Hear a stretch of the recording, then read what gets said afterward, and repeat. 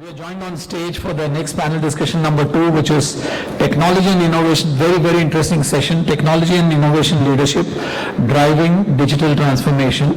We have Mr. Shankar Gyanchandani, Senior Director, Capgemini, as a session moderator. Please welcome Mr. Shankar on stage. And he is joined in by Mr. Atul Garg, Chief Technology Officer of SIDBI, Mr. Harish Hiranandani, Executive Vice President of Kotak Bank, and Mr. Srinivas Iyer, Executive Vice President, Digital Banking at Axis Bank. So you see this wonderful panel of senior professionals, and Shankar will lead the session. Thank you, Shankar. There is also thank you so much. Thank you, Devi sir, and thanks everyone who's here attending this interesting discussion in the overall event. I would like to have a quick introduction of my panel here. Starting with Atul sir, he is the CTO for SIDBI. On his right, it's Mr. Srinivasan Iyer sir. He is the Executive Vice President for Digital Bank at Axis. And then followed by him is Mr. Harish Hiranandani sir, EVP for Kotak Bank. And I am Shankar from Capgemini. We've been listening to a lot of interesting conversations since morning about how AI and the new technology is kind of coming to the forefront. We've also heard how transformation is very essential for any financial services organization to survive now. But what happens really when we would like to think about making this innovation mainstream? What we would like to focus here in this conversation here is that when we take these transformation initiatives, how do we democratize it? How do we make sure it gets embedded in the DNA of the organization? It's good to have pilots, it's good to have the concept, but to make it mainstream is the real challenge. And not to forget, the innovation, the transformation is governed at the end of the day. So how do we ensure that the compliances, my customer experience, my regulatory norms, and my individual RBI specific guidelines are not compromised? So with this interesting panel, we would like to have this quick interaction on how we see their perspective coming into the forefront from their own experiences, and we would like to share this more of an experience-led rather than a conceptual discussion. So probably I'll start with Atul sir. How do you see some of the mainstream technological initiatives coming to the forefront? What are your thoughts about it, sir? So, I'm audible. So, thanks Shankar for sharing such a good agenda. So at the outset, thanks for having me here and giving me an opportunity to be a part of such a esteemed panel. Industry stalwarts are there. I'm honored and privileged in front of a wonderful, wonderful audience. Music to the ear and pleasure to the eyes. A very pertinent question related to the digital transformation. I will start with the AI. I think AI is the buzzword. I think maybe in the celestial realm, they are also discussing the AI. I don't know. But AI is the things are there. The biggest challenge with the AI, if I compare with the 2023 to either two, when with the advent of this ChatGPT, the perception was totally different. At that time, management was ready to take the risk and they want to be the bellwether that our organization had adopted the AI and we were able to increase our digital footprint in this direction. But with the time, probably adoption maybe does not happen as expected.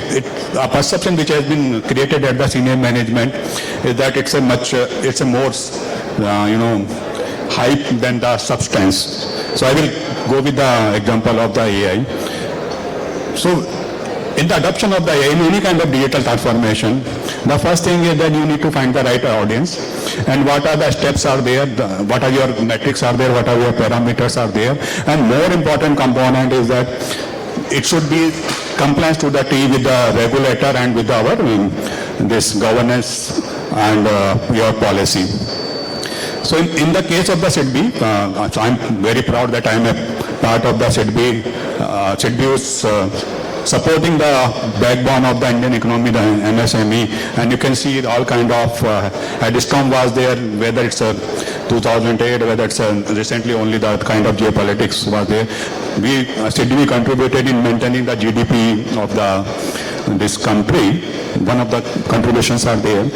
So with that responsibility, we always go with the very caution, definitely entail with the all kind of innovation with the risk appetite. So we always identify what are our right audience are there, how we are going to how we are going to start this, and what are our metrics are there, where we feel that this project, the money we spend, that is yielding that much of the your benefit of your investment or not. I catch in the point I will give with this AI.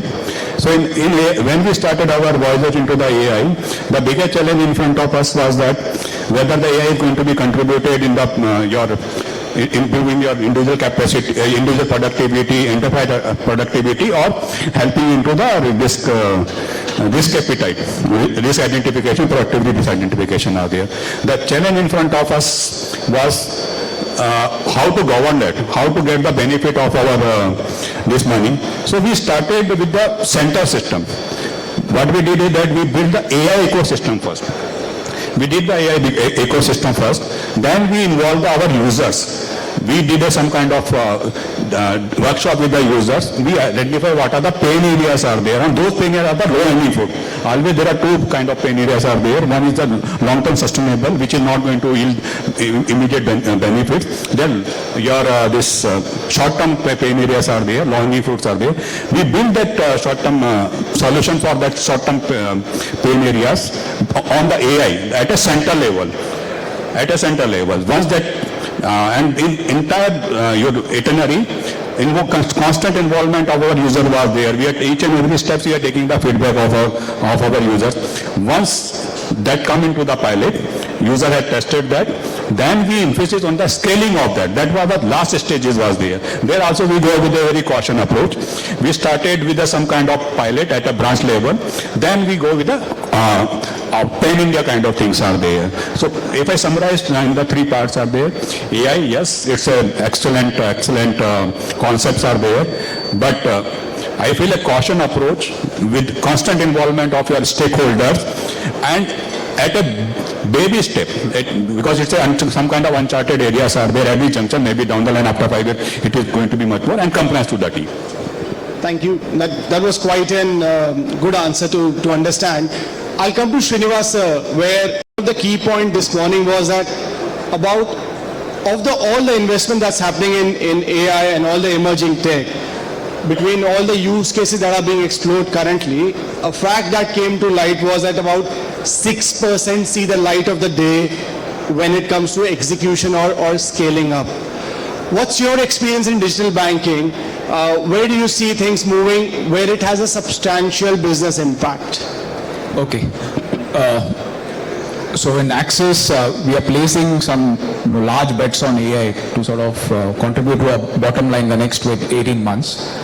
There are about 6-7 areas that we are focusing currently.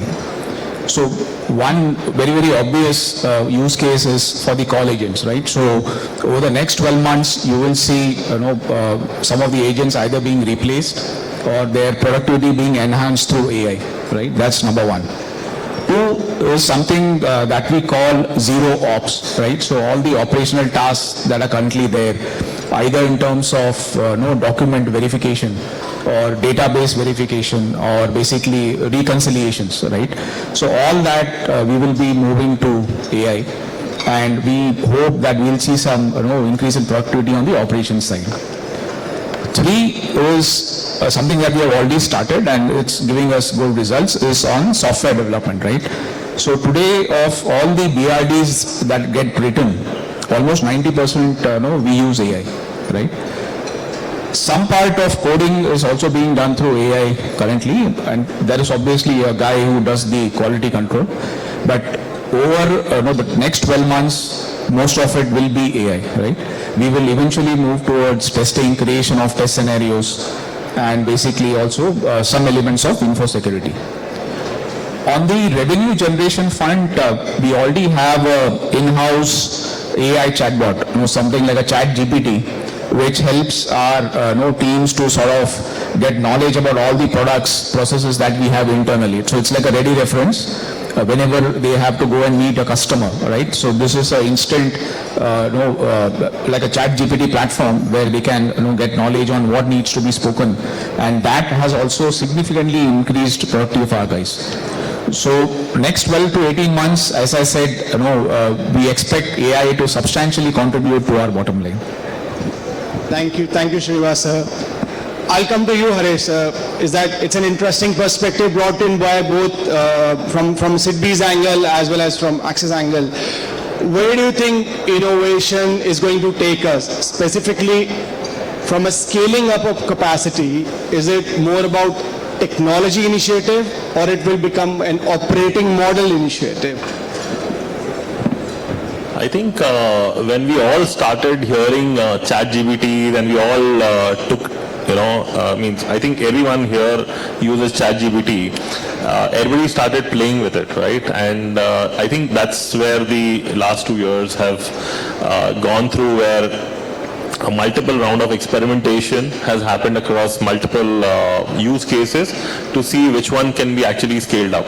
So I don't think it's only going to be technology led. It has to be an operating model led, because ROIs are very important, because this is actual cash on the table, right? And I don't think any company would want to still go ahead with more experimentation, because the harder questions are being asked on ROIs, impacts, outcomes, and there has to be an operating model. So at Kotak we are very clear, we have a defined roadmap. We are very clear of what measurables are there when we start the journeys, and we are very clear of which areas we need to focus as part of the bigger strategy. So it will be more operating model led than technology led. Yeah. Agree. In fact, from a Capgemini perspective, this is the shift which even we are witnessing, that IT is no longer IT department's responsibility. It is the organization's responsibility. And in fact, a focus has now gone into operational and operating model transformation rather than just a tech transformation. So I think that is where the basics and the ethos will lie. So it's a valid point, I guess, in the given context. Just want to add one thing is that, as you rightly mentioned, now it's not a operational cost. It's an investment, like the way we are investing in our FDI and share. It's a now investment mode. 100%. So, Harisa, continuing with that, from a development or from an application model, where do you see, is it like more focused towards more of an in-house specific skill sets, or do you think acquiring skill sets is slightly better? How do you balance between the two? I think this is a common headache for all, tech partners or technology teams to build or buy. And we at Kotak are very clear with a certain set of tenets that if it's my customer, I will own the experience. That means we will build in-house for experiences that we want to control end to end, and not make it as generic for others. But given that piece, anything which is something which is commoditized, we would love to partner with them, because it helps us go faster on that. But the agility to change with the changing geopolitical environments, build is always giving you that benefits. So there has to be a balance between both of them, build and a buy. I think it's a cycle which keeps happening. When you buy more, you turn to build, and then when you build more, you turn to buy. But there has to be a balance out there. Good. Srinivasa, from a digital banking perspective, specifically, what's your take? Should the bank be more focused on building products, or should they be equally leveraging the platform enablement in the context that, again, you can have so many software as a service model coming up, so many technology that you can actually acquire at a fraction of a cost? What do you think the focus is going to shift in next 5 years? So you cannot differentiate between product and service, right? So today's customer, he expects to be onboarded through an extremely seamless customer journey. At the same time, he would also want all services to be available digitally, right? So today, it's not a time where you expect the customer to walk into a branch and avail of any services, right? So from a customer onboarding journey, no, on the asset side, so basically for credit cards, loans, while we have digital journeys for both of them, 80% of our acquisition happens digitally, right, through the platform. On mutual funds investment, that's currently about 50%. On the liability side, it's still low. It's about 15 to 20%, and for the reasons that all of us know, right? Mutual funds, insurance, and for us, currently, deposits is a big area that we have currently. And almost, again, 80 to 85% of our deposits get booked digitally. So we have the platforms ready where customers can come and avail of these services. Even for the transactions or the services that the customer avails, we have moved towards something called branch of the future, right? Where a customer can do all these transactions through a DIY journey. So we have close to about 35 journeys which is built on this platform. And these are high transaction, high volume requests that we keep getting. So on an average, we get close to about 2.5 lakh requests on the platform. 96% of these services is STP. Right, and only about 4% is NSTP, which over the period of next 6 months we will convert to STP. And basically, so today as we speak, for all our products, we have a seamless onboarding journey which is available digitally. All the transactions that you would expect a customer to go to a branch, also we are building it on the platform itself. So the guy can avail of these services either through his mobile app or through internet banking. So for me, I don't look at it differently, saying that I would prefer a product or service. Both of them is super important, and if I'm able to give it to the customer digitally, he gives me more opportunities to cross-sell other products. Thank you. Atul sir, what's your take on partnerships, build versus buy, specifically looking at MSME as a sector? I know it's very tightly regulated. There are multiple regulatory forums you have to be a party to. You have to adhere to specific guidelines, and there is a very little room for deviation. What's your take on that in a regulatory setup? So one thing is that we are a bank. We are not a technology company. So we are very clear in that particular mandate. But in this, we do not want to compromise on certain functions. Is your time to the market. Always Tata Heavy going to have the first advantage. Second thing is the sustainability. So yes, build is good, but sustainability need to be ensured in this regard. And I am just come down to that basket or regulator. So if you see from the perspective of your service provider also or product companies also, they are well aware about the regulatory framework of the this Indian context. They are fully complied with the regulatory framework of the Indian context. But definitely there are certain areas also because that need to be fit into the respective environment. I guess in the point in our SIDBI. So in our case, we always want to maintain a balance between build and buy. The parameter which is going to measure is the time to the market will be there.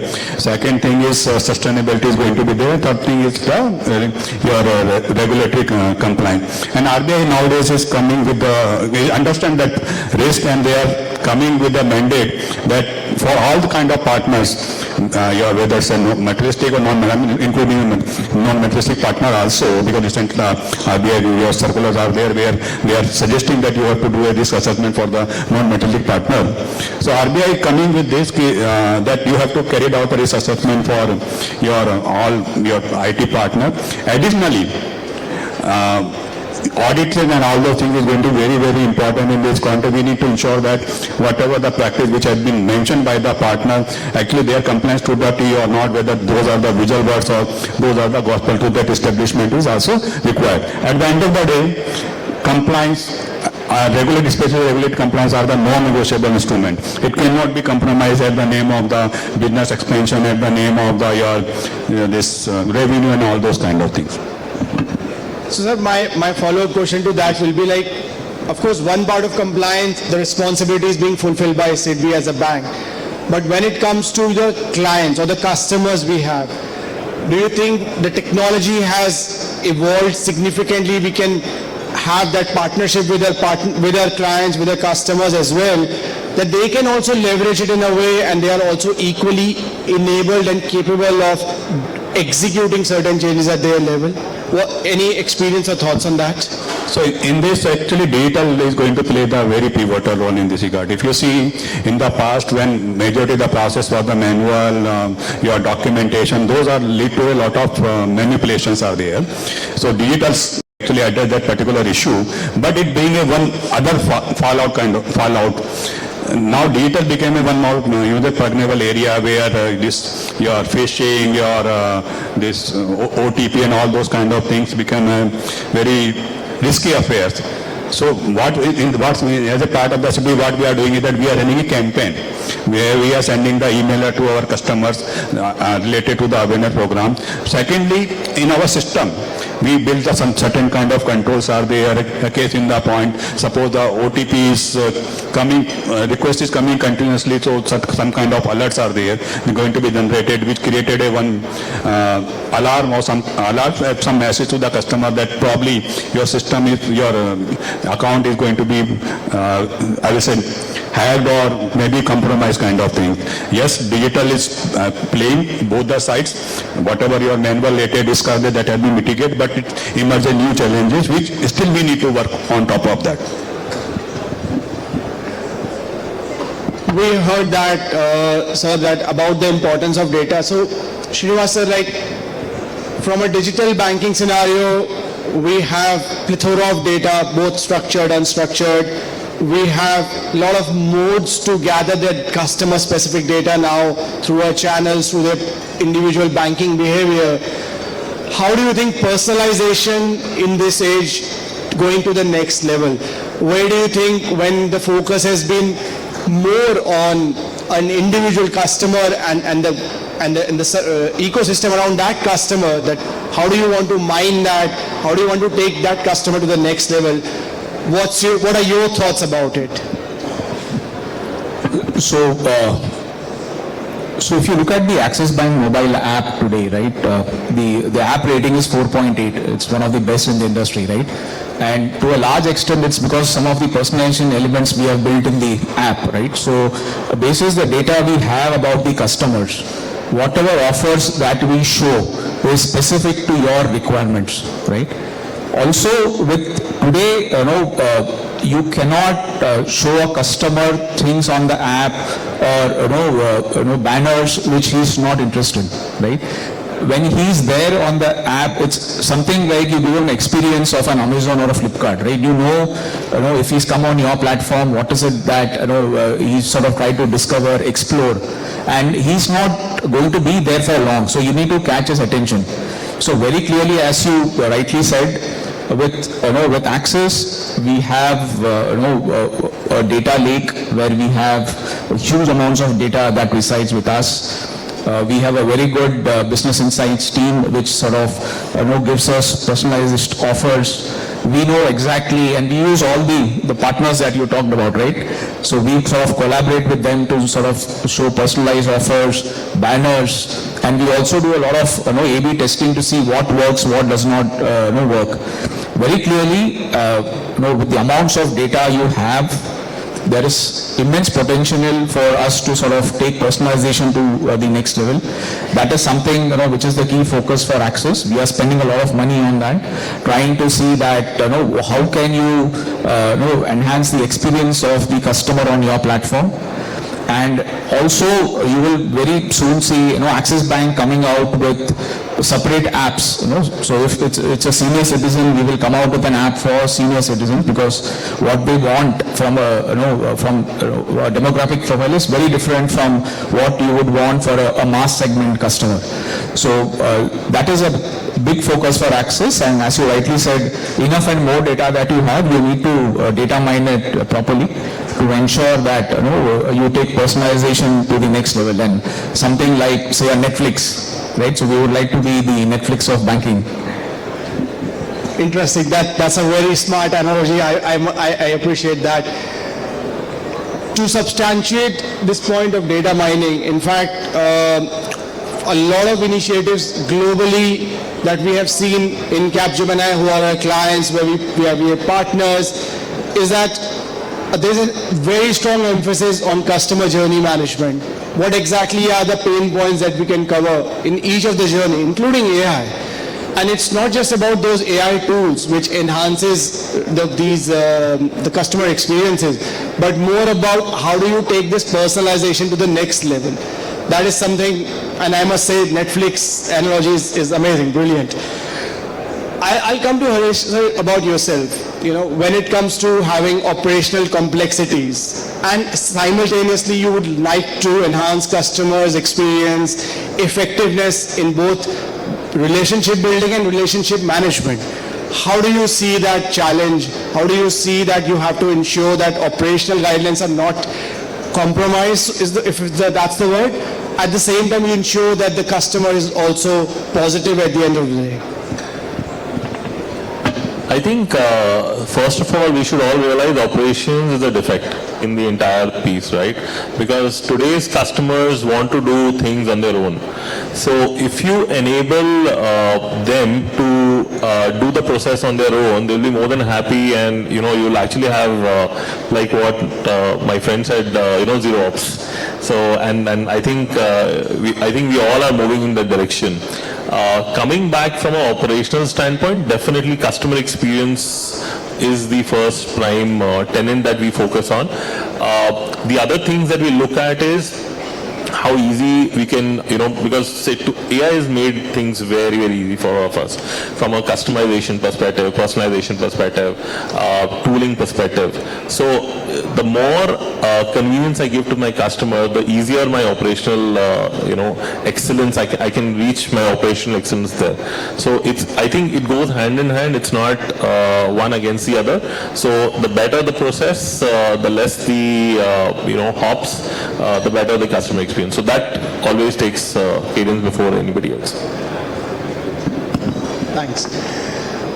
Srinivas sir, in your experience, like specifically a lot of transformation program, be it around operations, be it around customer experience, be it around AI now, what do you think are the basic struggles which any bank or any IT team has to undergo? Not just the internal specific, but again, as a whole, how do you want to, when you want to industrialize anything, what kind of challenges you typically encounter, if you'd like to enlighten our audience with that? So the main thing is the mandate, right? So when you need to understand that whatever investments you make in digital, right, you're not going to, the ROI is not going to come in 12-18 months, right? It will take at least, say, 4 years to 5 years for you to actually get the benefit of digital, right? And generally what we have seen is if the mandate comes from top, right, there is alignment with all the stakeholders in the bank, right? So you being in IT or digital transformation team, you may want to do few things, but there are n number of stakeholders in the bank who also need to align, right? So one is the mandate, which I think very clearly has to come from the top. Two, if the mandate comes from the top, you also get budgets, right? Because digital is expensive, right? And as sir was mentioning, very clearly the first question is what is the ROI that is going to come and by when it will come, right? So basically you need patience, and given that, and the most important is a belief that if you are investing, it will come. So while AI, everybody is investing, and currently it seems that if you are not in AI, you're going to miss the bus, right? And every alternate month you find some industry leader saying that they have made so many investments and these are the results they are planning, and that puts pressure on you. So if you're not there, then you're going to miss the bus. However, we have seen that the initial green shoots of whatever we have implemented, we are excited to say that whatever bets we took are coming on now, and it's just about aligning all the stakeholders and moving in one direction. So it is the change mindset that everybody needs to bring. When people talk about AI, they think that jobs will get replaced, but the positive is people will upskill themselves, right? So the low value jobs of coding and basically call center agents, they may not exist. But if those folks are able to upskill themselves to better jobs, I think they are also doing good for themselves, right? So rather than looking at AI and digital to say that, boss, is it going to take away jobs? No. I think you will get good professionals who will continuously keep upskilling themselves, and you will have a good team of people with enhanced productivity. 100%. In fact, a lot of organizations where we work and what we have seen is that a key emphasis now is about how do people learn AI? How do people keep themselves up with the Claudes and Grok and ChatGPTs of the world? It becomes like a must-have now. In fact, I think recently we've read that a lot of school and college education is now going to focus on AI going forward in the next 4-5 years, which is going to build the foundation for the next generation to have these as fundamentals engraved in them thoroughly. So, probably I know I've seen the clock ticking. My last question to you, Atul sir, will be about, in a regulatory environment, in a tightly governed ecosystem, what is your message? How do you think we as individuals here, we who are aspiring to go to the next level in terms of all our understanding, where do you think is the ball lie? I mean, how do you think the next steps should be in terms of AI understanding, maturity, adoption, and then adopting at scale? So you rightly mentioned that upscaling and everything, but one important thing which I want to bring into the forum is the expectation. So I may be a different, on the other side of the table, IT side. So the expectation of the business is that AI is a magic wand, that Harry Potter wala magic wand, abracadabra and everything is going to be done in a second kind of thing. So we need to set the right expectations are there.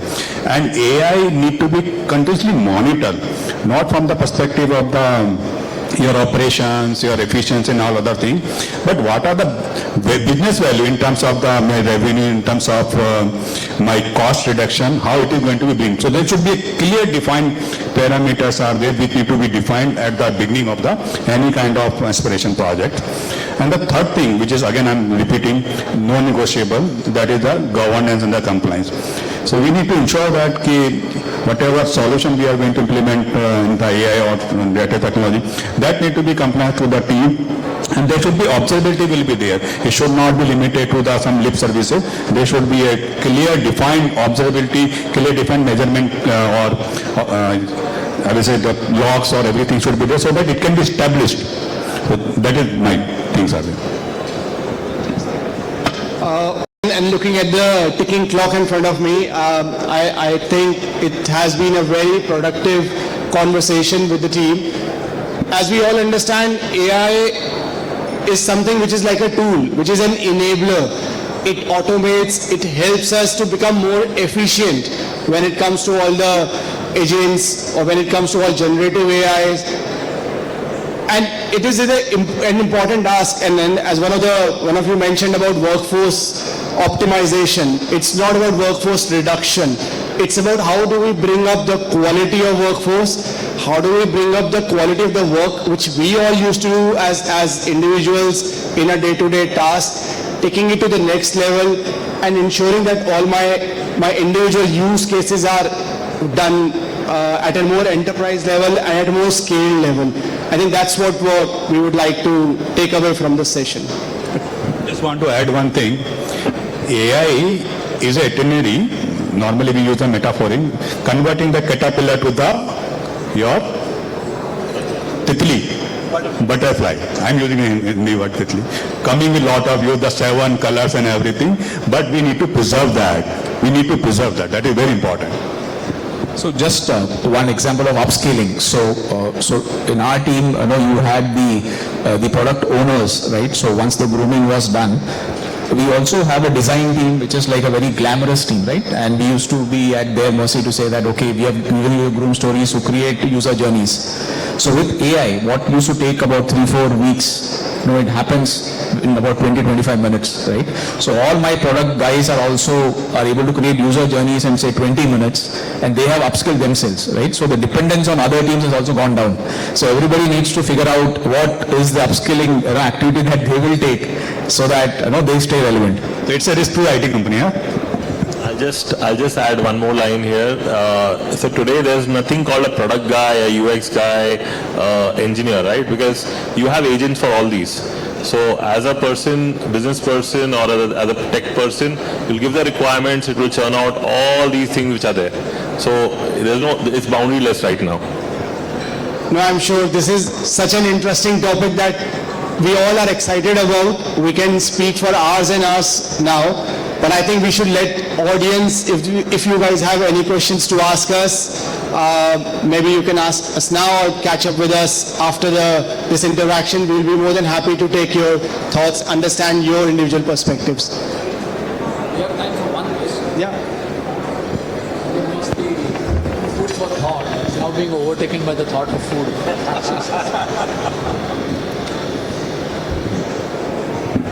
Hi, thank you. My name is Gautam Goradia. I am founder and CEO of a technology company.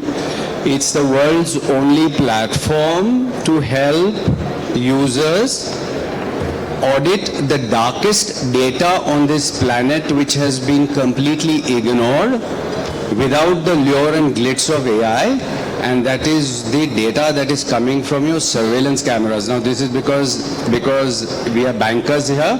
It's a very, very important area to look at, and please remember that AI can only do what it has been programmed for. So if it's programmed for 1, 2, 3, it cannot understand 4, 5, 6. Okay? AI also needs humongous amount of processing power. It is the most misunderstood term in the world today and most loosely used term in the world. Okay? It's a fantastic tool, but eventually please remember that it is HI all the time, which is human intelligence all the time, AI when you need it. Even when you talk about ChatGPT, it will throw up terrible results, and I have fights with ChatGPT and Claude every morning, okay? So let's not get overawed by this technology. It has its limitations, let it remain where it is. Just a suggestion that I wanted to put to, and sorry, just one more minute, that any AI solution is only as good as two things. One, the data on which it is trained on, and do not forget, reinforcement human feedback, RLHF and XAI, that only comes from humans. Okay, so an AI model to improve, the human has to tell the AI, hey, what the hell are you doing? Okay, thank you. So, just referring to the gentleman's this thing, so thank you, sir, noted what you said. So very clearly in Axis, we are also training our folks to write quality prompts, right? So as you rightly said, if it's garbage in, you get garbage out, right? So what is the kind of prompts? And we train our folks to ensure that, you give in quality prompts, so you get the output that you will get. And it is work in progress, right? So we cannot claim that all of us are born geniuses and we know what to expect. But if there are prompts and we have seen the quality output, we share it with others to say that train yourself. These are the sample index of prompts. If you're looking at getting a certain output, you could use these, and if you sort of enhance them, it will be helpful for others. So point noted, sir. Just my response to that will be, if you see any AI frameworks, they have HIL, which is human in the loop, and that's the reason. So it just goes with exactly what it is. I hold multiple patents on this, specifically related to site-specific data, very important patents, and made in India. Thank you. Thank you, sir. Thank you, distinguished dignitaries. May I call on stage Madam Naziba Zareen, please, the Managing Director of PDA Ventures, the pivotal force behind all that you see here. One round of applause for Naziba, please. I request Naziba, I was fortunate enough to catch up with her here. She was still doing her errands, and I requested her to come on stage and give the mementos. Mr. Harish Hiranandani, thank you very much, sir, for being here. Thank you. Mr. Srinivas Iyer, Axis, thank you, sir, thank you very much. Mr. Atul Garg, Seat B. Thanks indeed, sir.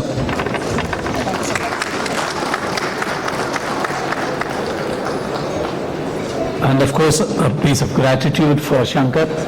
Thank you, Shankar. Mr. Shankar Gyanchandani, Senior Director, Capgemini. Thank you. And can we pose for a photo session, please? Thank you.